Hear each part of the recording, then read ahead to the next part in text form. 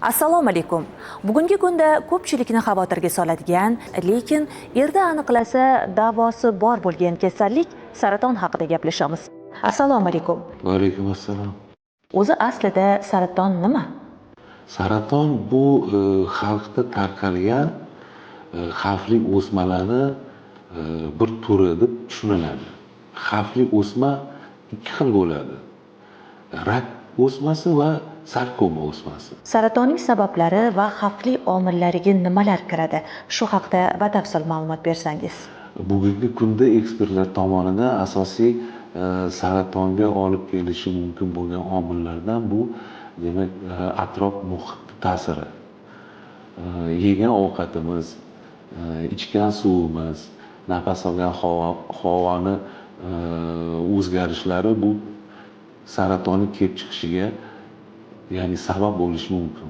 Genlarning o'zgarishiga qarab turib kasallik nasldan keyingi avlodlarga o'tmasligini aniqlash mumkin. Saratonning erta belgilarini aniqlasa bo'ladimi? Agar aniqlab bo'lsa, ular qanday belgilar asosida ko'rinadi? Erta belgilari deganda endi umuman ishtaha buzilishi, bemorda holsizlik, darmonsizlik paydo bo'lishi, asosan isitma, tana harorati ham ko'tarilishi mumkin. Shunaqa belgilar paydo bo'lganda bu birinchi navbatda saraton kasalligini inkor qilish kerak, ya'ni tekshirishlardan o'tish kerak. Chunki spetsifik, ya'ni faqat saratonga tegishli erta belgilar degan narsa yo'q. U ko'p kasalliklarga moyil bo'lishi mumkin bunaqa narsa, lekin birinchi navbatda shu shikoyatlar paydo bo'lganda xavfli o'smani inkor qilish kerak. Hozirgi kunda saratonni erta aniqlash uchun qanday samarali usullardan foydalanilmoqda? Har bir a'zoni saratonini aniqlashda o'zini usuli bor. Erta aniqlashda ham o'zini usuli bor. Demak, bu usullar umumiy nomi skrining usullari. Ko'krak sut bezi saratoni uchun bu mammografiya, o'pka saratoni uchun bu ko'krak qafasini rentgenologik tekshirishi, ichak saratoni uchun bu kolonoskopiya, me'da qizilo'ngach saratoni uchun bu ezofagogastroduodenoskopiya. Ya'ni har bir a'zoni jarayon bor yoki yo'qligini aniqlash uchun o'zini maxsus tekshirishi bor. Demak, hozirgi kunda zamonaviy onkologiyada ham erta tashxislashga va kasallikni davolash jarayonida kuzatiladigan o'zgarishlarni nazorat qilish uchun zamonaviy PET tomografiya usuli mavjud. Bu usul erta aniqlashda yordam berishini asosiy sababi xavfli hujayralarni yig'ilgan, ya'ni to'plangan joylarini aniq ko'rsatib bera oladi. Bu usuldan foydalanish faqat bemorlarga emas, ba'zi bir shu naslda genlar sababli o'tadigan jarayon bo'lsa, shu kasallik rivojlandimi, paydo bo'ldimi yo'qmi maqsadida ham PET tomografiya qo'llanadi.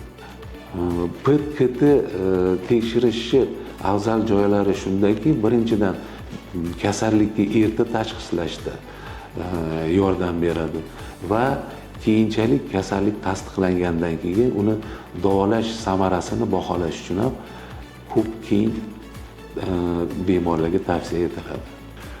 Hozirgi kunda saraton kasallarni ko'payishini yana bir sababi bu zamonaviy asbob uskunalarni, usullarni rivojlanishi.